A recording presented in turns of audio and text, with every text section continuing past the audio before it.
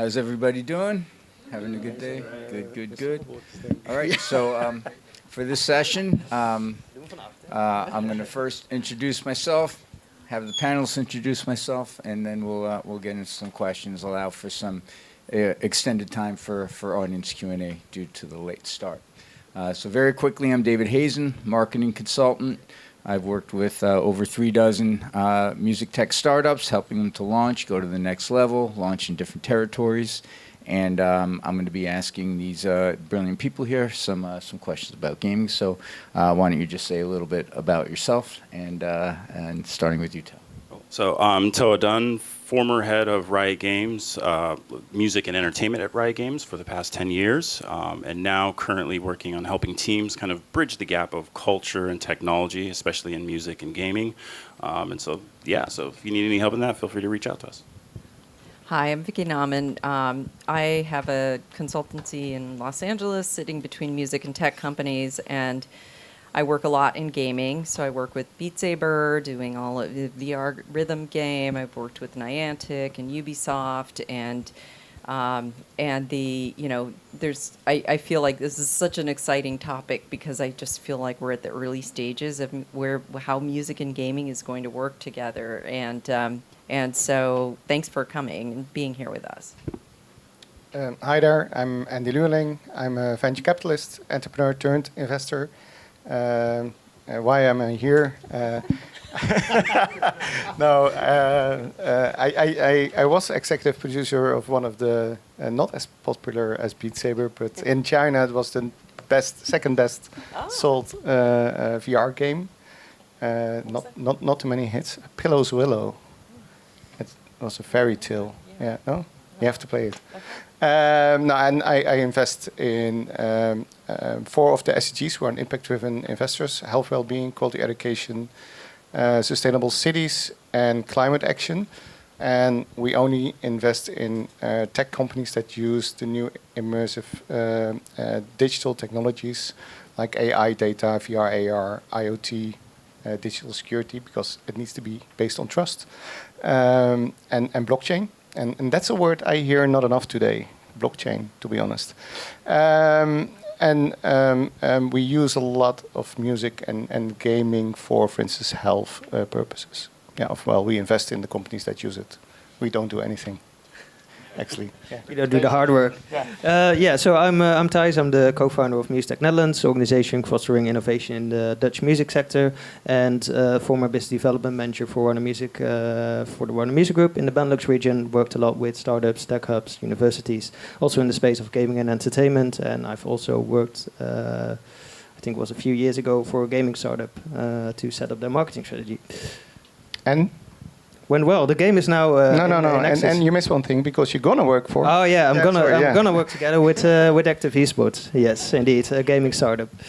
One of our portfolio companies. He will explain later. You should ask about it. It's really cool. All right, so let's start at the top, just in terms of an overview. What are some of the major trends going on, Andy? If you have some perspectives to share on that.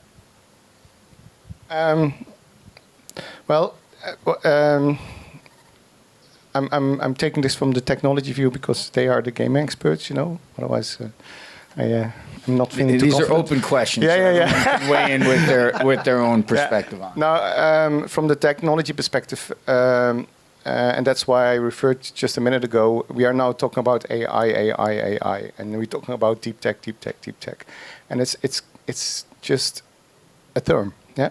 What I really believe in, and what I start to see happening, but not enough, is that it's about the convergence of the technologies. And a lot of people think about one-dimensional. I'm an AI expert, so I'm going to try to solve everything with AI. That's not how the world works. The world works that we are collaborating and that we use the different kinds of technologies to come up with the best solution. And one of the things that after I sold my company, I said, okay, now I want to do good, because I was a motorsport. That's a lot of fun, but it's not really impactful. In my opinion, we have to always think, does this have a positive effect on people and planet? And Also, when you play games, that should be, in my opinion, the core, because we make games and we make music, but we have to think not about, in my opinion, about the monetization of it. Yes, it's only sustainable when it's also financially sustainable, but we have to start thinking more and more from the user perspective. And if you think from the user perspective, I'm sure that everybody from the music industry, and you need to be vulnerable for that, yeah. But then only we can make a change, and that change is very, very necessary. And that's the trend that I see, that people in next generation start to understand that we need to change. And those technologies are really beneficial, and they can accelerate those changes. I think your point about the next generation is really important with gaming, because we have an entire young generation now where there is no stigma with gaming. Many of you may remember periods of time where there was kind of cool culture and nerd culture, and that, cool culture looked down at nerd culture. And, we're kind of in a moment now where these things have blended together. And the young generation they're meeting their friends in Roblox, they're playing games with their friends around the world, they're expressing themselves as avatars, they're listening to music. This is how the next generation of music fans are going to be living, and it's very natural to them.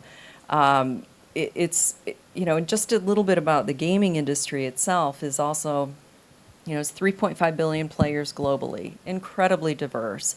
There is, I think, something like 200 billion in revenues, some around 70 billion that is in-game purchases. But there's a huge contrast between the music business and the gaming business, both based on IP.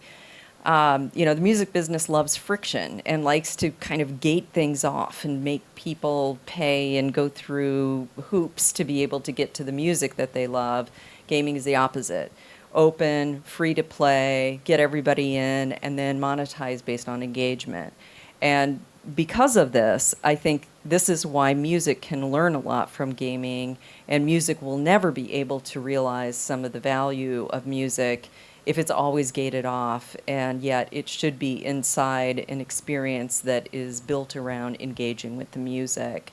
The other thing I will just say, and then I'll pause, is the music business and the gaming business are very similar in the sense that there are a handful of huge AAA gaming studios that are equivalent to our major labels and publishers, and then there's an enormous long tail of gaming developers, mid-size, small, mobile games, all sorts of different, problem-solving games. But the two industries think of IP completely differently, and that's where I think there's the rub of trying to come up with the right solutions with both that will win the gaming side and also win on the music side. Quick follow-up for you. What do you think's working and not working in terms of general partnerships between the music and gaming industry? Well, I think that right now, the way you license music for games is you do a synchronization license. I've already seen the music business really respond to this, because even a couple of years ago, they were complaining, saying, the gaming industry doesn't value us. They need to pay us more. They need to pay us, the same kinds of money that we get out of Spotify and whatnot. And what they've realized is that gaming companies do not want a full catalog. They don't want millions of songs. They want artists, and they want artists to engage with their fans because they know their customers. They know who's in these games. And so it's become a synchronization model. The fees are generally not exorbitant. They're oftentimes very modest. And I think that the smarter people in the music business are starting to wrap their head around that it isn't the sync, that's, you get a fee, but the real value is getting your artist in the game, engaging with the fans, and figuring out some sort of in-game monetization. So we're in the early stages of that. Is there an example of an artist that really benefited from high engagement from the gaming community? Well, I think, I would say there's probably, a couple of key examples. I would say Marshmallow's set in Fortnite was a kind of a pivotal moment, because I was one of these people for years telling the music business to look at gaming. Nobody cared. Nobody looked at it. And then when Marshmello played the set in Fortnite, he reached 10 million people. And that got the attention, not of the digital business teams at labels and publishers, but marketing and A&R. And that became like, one artist can reach 10 million people. What is this gaming thing? How can we do this? So I think that's a really good example.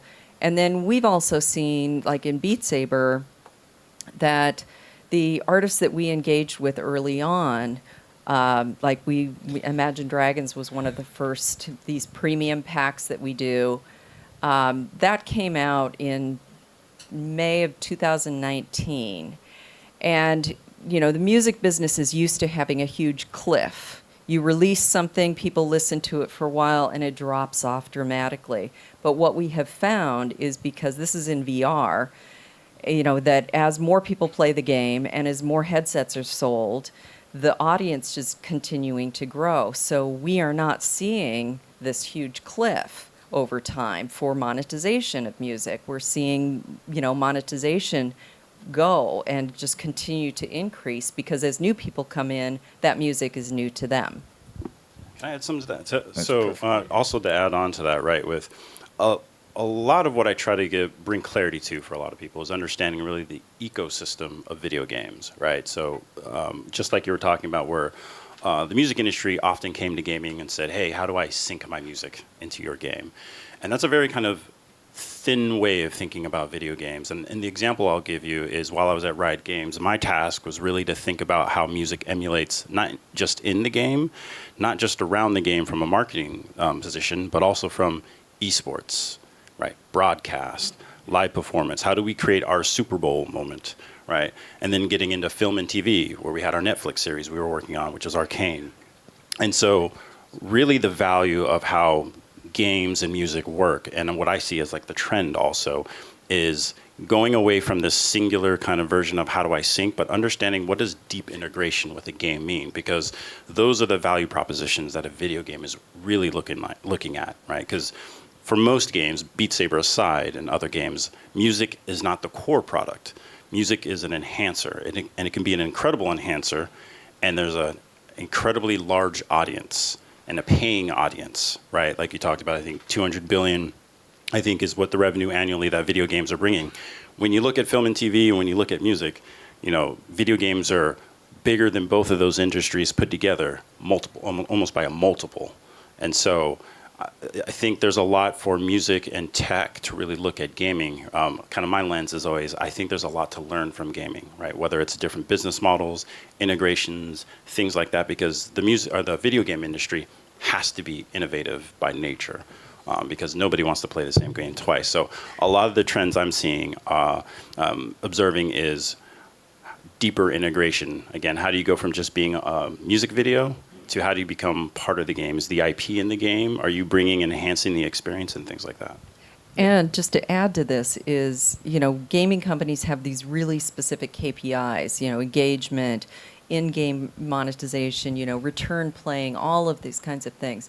And music, if music is only a cost center to games and it doesn't fuel their own KPIs, it will never work, because it just becomes something that they say, well, let's get rid of that music from, big triple, top A artist, and instead we'll just hire some composers, and then we'll have them make custom music for us. We embed it. We never have to pay anybody royalties or anything. And so I think that is a really big key for the path forward, is mapping music into their strategies, so that music is the enhancer that it needs to be. How important is it that the music be familiar to gamers as opposed to just the right music? Like most things in music, it depends. It depends on the game, And I mean, we found in Beat Saber that some artists who are lesser known, they do, as well as huge artists. And so what we have found that it is really about the integration around the gameplay, and how well that music is, getting you to improve your skills. It's a VR like slash the boxes kind of game, and so, how will you be able to have fun, and can you listen to that song over and over again? But I think it really depends. I think one thing that is important is that oftentimes games and gaming culture is kind of subculture. So they oftentimes do not want the biggest, most commercial artists in there. That's kind of like, find something that's really interesting. Go into the Discord channels and figure out what people really want, because it isn't necessarily the Billboard Top 200. And then talking about the next generation, would they even care if there's an artist behind it, or can it just be AI generated? And I am pretty sure, and again, I don't want to curse in the church again, but I'm pretty sure that we'll find out over time, not now, not in the age we are here, that will be the case more and more. But of course, that is a prediction without that I can make it very strong now. But I think that it's going to be a mix. I mean, again, Absolutely. the gaming business is so diverse. There will be, for sure, festivals with virtual artists and AI-driven music, and that will be one sector. But there is always going to be such diversity and matching the artists with fans who care about that artist. I mean, there was a Deloitte study a couple of years ago, and they found 49% of the people who played games discovered new music in the games, and wanted to discover more. So that's 1.5 billion people who are openly saying, I want to discover more music. Be interesting to compare that against radio for the young 12 to 24-year-old group. I think gaming would be radio for music discovery. And then not meaning the word which I'm going to use in a negative way, but what about manipulating people? Because we invested in a neuroadaptive infrastructure company, and what they do is that if I let you now talk, they know what your stress level is and what your emotional state is better than you know, because you would rationalize it. And amongst others, they are first now active in automotive. So Porsche is the first client, but in the meantime, Audi, Mercedes, Kia, Nissan, they are all following, are using their technology to bring you into another mood in the car. And it's a security measure. Yeah.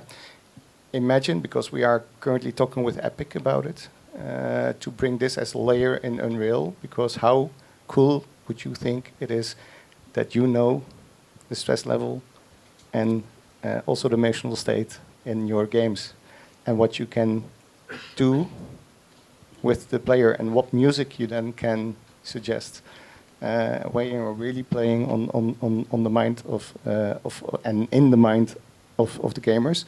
And then my second question is, why are we still doing this and this? I want to be in the game. Maybe you can. Yeah. Yeah, definitely. So indeed, active esports. What Andy talked about, what we're going to work on together. It's a really interesting concept, because it blends the worlds of gaming and physical exercise, and so it really blends the virtual and the physical world, where it's active gaming.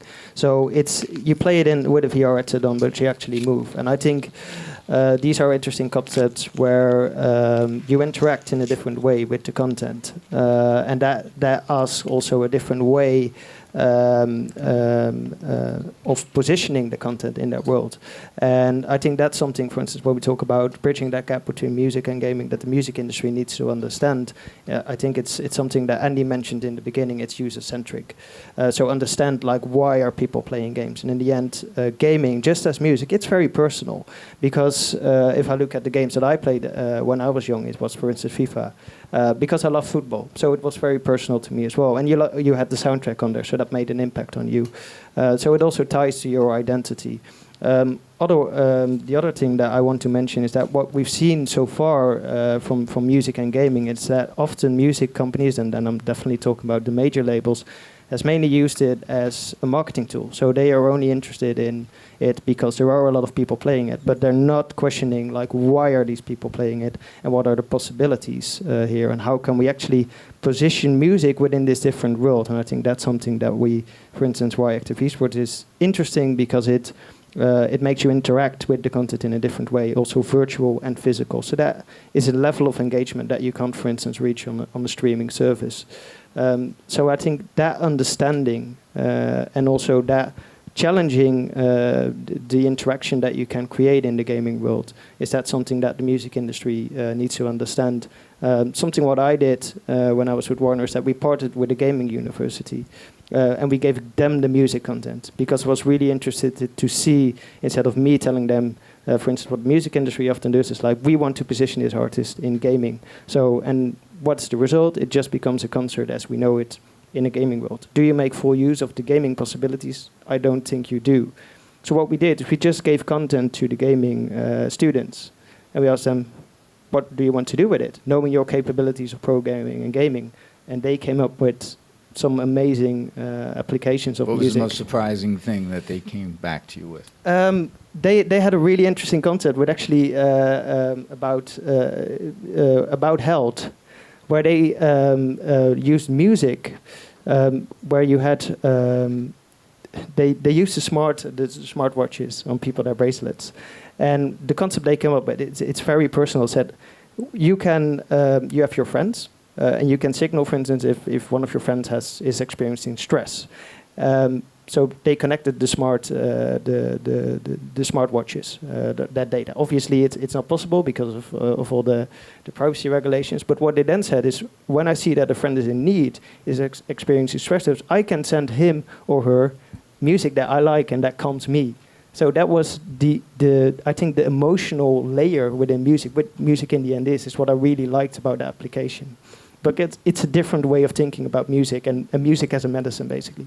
If I could, Yeah, I wanted to also add that I think the music business, something you said was really good, and I want to expand on it, is that the music business rarely gets firsthand information because you license your music and then a platform brings it to life.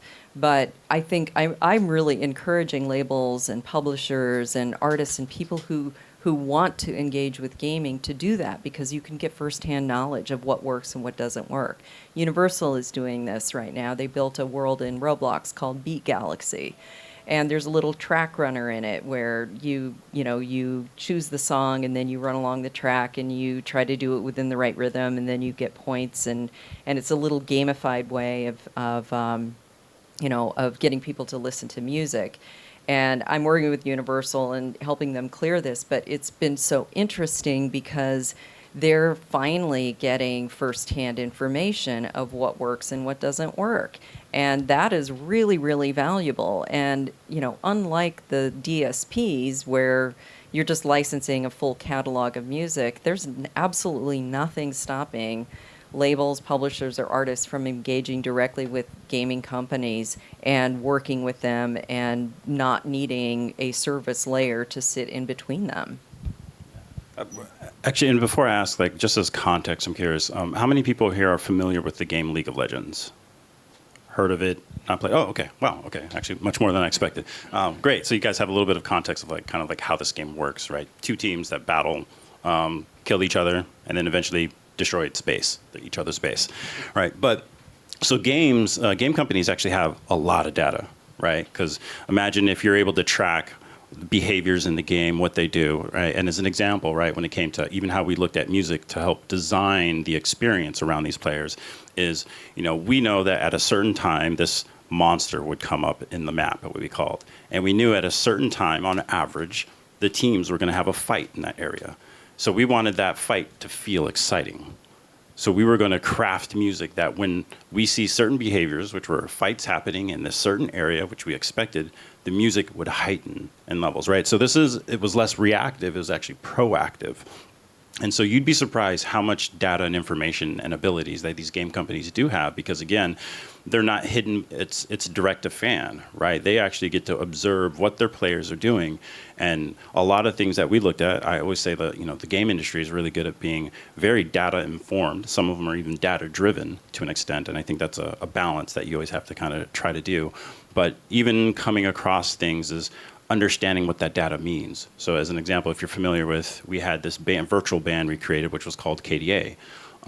We did some data analytics at first, and so this was 2016, 17, and we asked 10,000 players, do you like K-pop?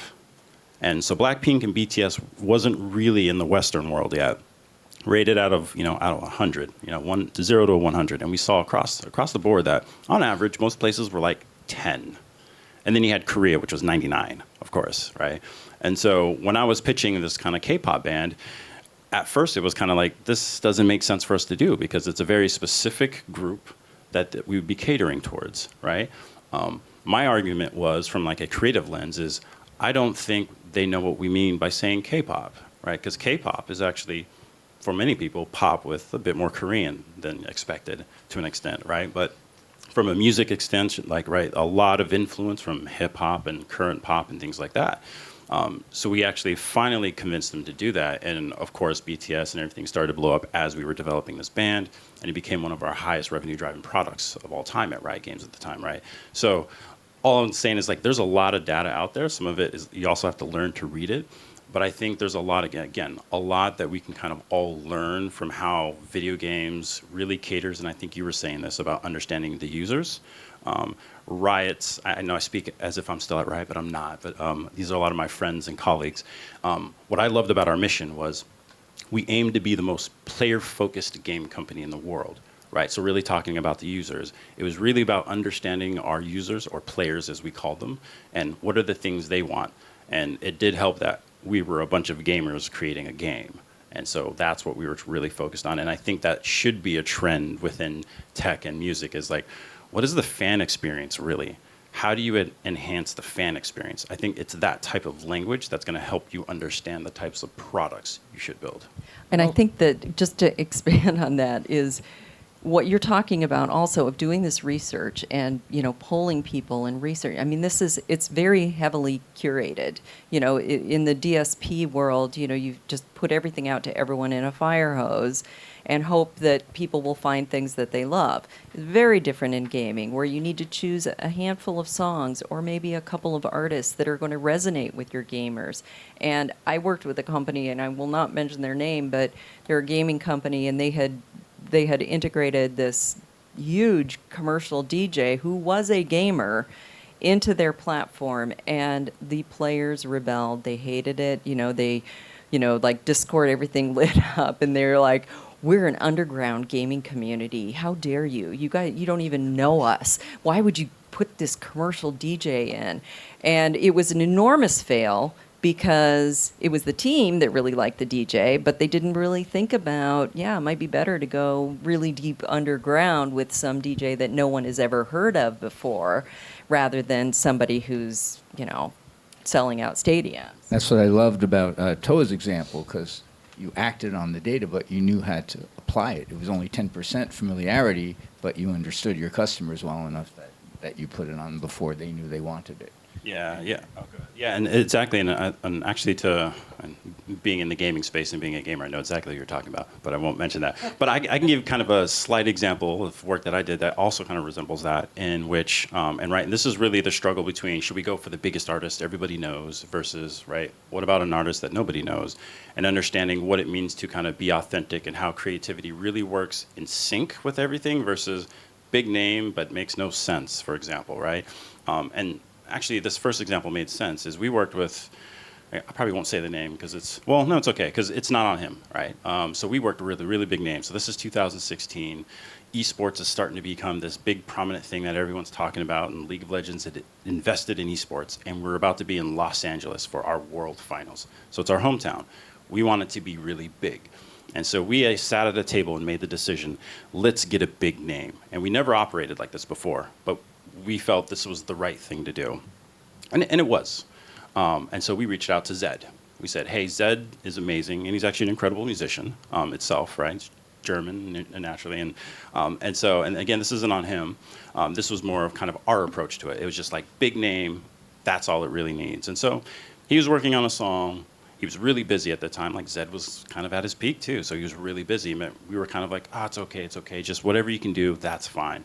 But integrating into like what esports means to our players, we had many years of doing that, and we failed to pass that on to him. He just knew, I'm going to make a cool Zed song for you guys, and that's going to be amazing. And so we did this, and we did a music video. We did a big live performance in the Staples Center. RIP is now the Crypto Center, of course. But that performance went well, right? It did okay. But the following year, we worked with a gal named Christy Costanza, who nobody knew at the time. She was signed to Sony, but wasn't quite supported because she wasn't really there yet. She played League of Legends. She knew everything about League of Legends and esports. And so we worked with her to craft this next big anthem, and we're going to have her perform, which was going to be in China at the Olympic Arena, basically. So 80,000 people were going to be live, and over 100 million people watching live. And again, kind of a no-name. But she landed this song because she was writing for herself, and she performed live. And that song, to this day, that was in 2019, still, I believe it's about 20 million streams per year on Spotify. It still gets. We never market it. We never talk about it. It's like this beloved song. I always tell everybody at Rise, like, if you ever want the audience to cry, just play this song. And you'll see them cry because they're like, 2019. Like, you just see them reflect back. And that to me is just kind of like the pinnacle of understanding, like, how do you hyper serve your users or players and understand what are you really trying to create? Because our most successful esports song was by a girl who most people didn't know at the time. And it's really fascinating because I feel like, what is it about gamers and the unknown? You know, is that part of the mindset when you're playing a game that you're going to go around the corner, there's going to be a monster there, or you're trying to solve problems, and that having things that are already being fed to you in every other walk of life is not interesting, but having something that you get to discover, and maybe for the first time, that's a part of the mindset. Or you broke up with your boyfriend and girlfriend, and then that monster came there, and that monster reflects. That's when you need a big weapon. Yeah, that's what he came up with. Yeah. Yeah, I think so, right? I think it's a bunch of things. Everybody plays games probably for their own reason to an extent. And again, it's just about understanding it. Like our players, players of League of Legends specifically, it's a competitive game. They like competition to an extent, and that game is designed to be a very competitive game, right? 5-on-5, and so almost every decision around the development and the kind of expansion around that game is designed with that kind of, because we also have to balance pro sports and like the casual player. And so there are things that you can make changes that would bring in more revenue from casual players that could affect the integrity of the game, and you have to balance that. And that was something that was always important at Riot. So, Thijs, I was intrigued by your comment earlier about the sport of the future being a full-body VR game. Please elaborate on that. I had no idea what you were talking about. It's really interesting concept. So what it basically is you put a VR headset on. And you have body tracking cameras that track your movements. So obviously the VR headset, I'm not sure if anyone has ever had it on, but if you want to fully experience and understand VR, please do it, because that's the only way that you can really experience that content. It brings you to a different and another world. But at the same time, you're moving in the physical world because it challenges you. Once you put that VR headset on, it gives you challenges. It offers you intuitive games, intuitive movements, intuitive challenges that you need to follow as a user. Does this exist, or this is something it's you're existing. developing? And we are currently developing that and position that to go to market. And I think that's a really interesting. Why it's interesting is because it's actually blending the gaming world with the physical world, but also adding the exercise part to it. I think when a lot of people talk about esports, for instance, is that they always feel that the exercise is missing from it, and the physical activity is missing for it. I think this is where you use gaming as a tool to get people moving. A lot of in a similar way that Pokemon Go did that, but this is kind of on Pokemon Go on steroids, I would say. Does it have a name? Does it have a release date? It's active esports currently, yeah. Yeah, I think the name will change. But we'll change it. Yeah. And the release date will well. It is live in beta, and it was there already pre-COVID, and centers were sold. So it was sold to centers. I have to say, COVID came. We had to start all over again with the company. So you guys are working on this together. Yeah, I'm one of the investors. Yeah. okay. I want to play this game. But I know. Yeah, I was definitely. like, Yeah, wow, I'll what is invite that? you to When is play that it. coming? Yeah, definitely. Brought some for everybody. Yeah, definitely. Well, next year we'll bring it along and you can play it. But I think one thing that you said too about like getting people moving Yeah. and like the other thing that's happening that is so fascinating for, separate from the music business is there are all sorts of companies that are building things like, team building, HR, training in gaming engine. They're building in Unity and Unreal Engine and they're taking gaming methodologies into things that you would normally think are, think about like going to your HR meeting, right? Human resources is not interesting, it's not engaging, but they're trying to use gaming methodologies to get people to feel like they're getting rewards or that they're understanding and that they are, gamifying the learning. And I feel like that is like the beginning of gaming truly mainstreaming across all different verticals, whether you actually know it's built as a game or not. I don't know if I have a scoop here then, but I'm part of the European Digital Infrastructure Consortium. European Union is going to set when Mark Zuckerberg said we're going to create the metaverse. The European Union said, but not here. So they said we're going to build a European metaverse. So what happened is that a lot of money was given to a consortium by the European Union to build the digital twins in Europe, where the cities are the owner. So it's the operating system of the cities. And the first cities, amongst others, are Valencia in Spain, Barcelona in Spain, Rotterdam in Amsterdam. In Rotterdam. I'm so American now. Rotterdam in the Netherlands and Amsterdam and Eindhoven in the Netherlands. And what you then get is that you get Riot games in the streets. And if you get Riot, because you have like the real world and you have the cyber world. But the cyber world is built upon the Unreal Engine. It's the digital twin of the engine, and then put on your Apple goggles. And what do you do in this world? No, but it's really the operating system. So it's not only for games. Yeah, it's But is like it drones, civic, like drones, public activations? You go to certain autonomous places? drones are flying on that protocol. Yeah, last mile delivery is going on that protocol. But what you, of course, advertisements going on that protocol. But also you can start playing games in that protocol. You can use music in another way, and therefore and this is really going to happen in the next 5 to 10 years. That we have a big test ground here in Europe for that. Yes, data. You were really on top, but now you have adaptive technology to go to the next level, and you have a big playing field in Europe nowadays. In a few years, to start walking around So in a game, which is also the real world.